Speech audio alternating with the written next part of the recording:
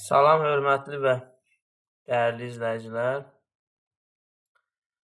Yenə biz davam edirik və çalışacağıq ki, az vaxt ərzində, qısa bir video ərzində biz nəyisə öyrənək, məlumatlar öyrənək və bu bizə kömək olacaq inşallah ki, ona görə diqqətlə dinləmək və sonda biz hər mövzunun sonunda dedik ki, geri dönüş edib refleks eləməniz vacibdir ki, biz baxaq ki, dərsin sonu nə öyrənə bildik. Bunu davamlı eləsəniz, vərdiş halına çevirsəniz, daha mükəmməl nəticələr əldə edəcəksiniz. Bugünkü biz deyək ki, xəritə sxem deyək, cədvəl deyək. Burada deməli ərazilər verilib. Abşeron Qobustan, Kiçik Qafqaz, zonalar, Kür-Araz ovalığı, bir də Xəzər dənizi. Bu regionlarda yaranan və yaxud da bu regionlarda olan faydalı qazıntıların uyğunluğu müəyyən edilir. Qobustan Abşeron Böyük Qafqaz tektonik zonasına aiddir. Böyük Qafqaz tektonik qalxmasına aiddir və Qobustan Abşeronda deyək ki, əsasən burada da deyildiyi kimi ən böyük tikinti material yataqları və ərazidə yayılıb. Yəni Qobustan Abşeronda tikinti materialları daha çox yayılmışdır və bu həmin ərazinin olan faydalı, daha doğrusu süxurlarının tərkibinə əsasən tikinti materialları əsasən burada daha çox yayılmışdır. Yəni hər hansı bir faydalı qazıntının olması orada olan süxurların mənşəyinə görə müəyyən olunur. Yəni orada hansı mənşəli faydalı qazıntı, daha doğrusu süxurlar varsa, həmin ərazidə də həmin faydalı qazıntılar yayılır və həmin faydalı qazıntı çıxarılmış olur. Ona görə də deyək ki, Abşeron Qobustanda ən çox tikinti materiallar, yataqları yayılmışdır. Sonra ikinci Kiçik Qafqaz. Kiçik Qafqaz tektonik zonası, qalxması da deyə bilərik. Əsasən maqmatik süxurların geniş yayıldığına görə filiz mənşəli faydalı qazı zəngindir. Gördünüz burada. İlk əvvəl maqmatik mənşəli. Maqmatik süxurlar nədir?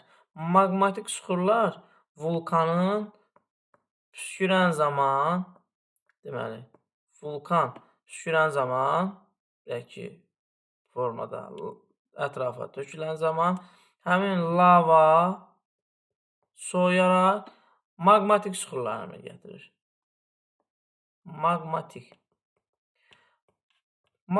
Lava və yaxud da maqma da deyilir. Həmin o süxur soyuyaraq maqmatik süxurlar əmələ gətirir. Maqmatik süxurlar həm bərkdir, həm məsaməsizdir və maqmatik süxurların geniş yayıldığına görə burada filiz mənşəli faydalı qazıntılar zəngindir. Yəni, hər hansı faydalı qazıntının çıxarılması orada olan süxurlardan asılıdır. Maqmatik mənşəli gördünüzsə, deməli, filiz mənşəli faydalı qazıntılar zəngindir deməkdir. Sonra növbəti Kür-Araz ovalığı. Kür-Araz ovalığı, deyək ki, biz dedik ki, ovalıq olduğu üçün 200 metrə qədərdir. Ovalıq olduğu üçün əsasən akkumulyativdir.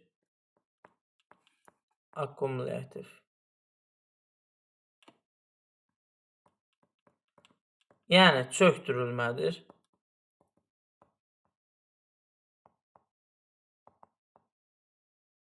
Çöktürülmədir və Kür-Araz ovalığında çökmə mənşəli süxurlar varsa, deməli, deyək ki, Kür-Araz ovalığında, deməli, həmin B variantı, çökmə mənşəli süxurlar geniş yayıldığına görə filiz mənşəli faydalı qazıntılara rast gəlinmir. Fikir verdiniz, çökmə mənşəli süxurlar olduğu üçün burada filiz mənşəli faydalı qazıntılara rast gəlinmir. Burada deyək ki, tikinti materialları da var. Burada məsələn Muradxanlı Molla kənd adlı, sonra Salyanda neft yataqları var. Bunlar yəni çökmə süxurlarının geniş yayıldığı üçün həmin ərazidə filiz faydalı qazıntılar yox, yanar faydalı qazıntılar, qeyri-filiz faydalı qazıntılarla zəngindir. Sonra növbəti Xəzər dənizi. Xəzər dənizi isə deyək ki, Respublikanın ən iri neft və təbii qaz yataqlarıdır. Əlbəttə ki, burada neft və təbii qaz yataqları olduğu üçün Xəzər dənizində ən çox çökmə mənşəli süxurlardır.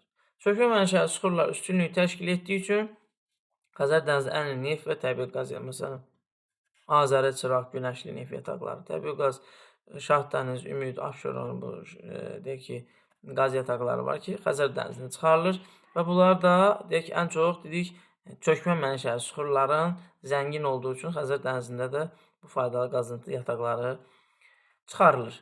Deməli, biz dedik ki, maqmatik süxurlu olan yerlərdə filiz faydalı qazıntılar olur, çökmə mənşəli süxurlar olanda qeyri-filiz və yaxud da ki, yanar faydalı qazıntılarla zəngin olur.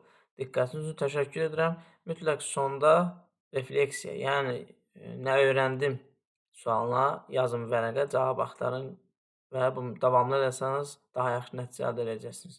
Təşəkkür edirəm.